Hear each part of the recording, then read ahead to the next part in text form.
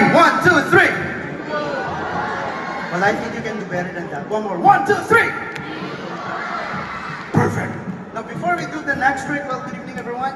My name is Sergeant. This was our second night. I was here yesterday, and I'm here again today. So for this part of the show, just like last night, for this part of the show, this will be the part of the show that I need someone to help me for the next trick. Not just anyone. I need that someone to be from the boys. Not just any boy. I need that boy to be at least 7-year-old or above.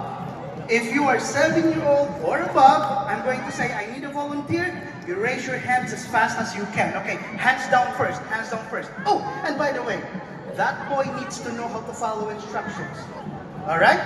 So if you're a boy, if you're a 7-year-old or above boy, you think you can know how to follow instructions, you raise your hands as fast as you can. Here we go. Hands down first, we need to make this fair. Hands down. Hands down first. Hands down.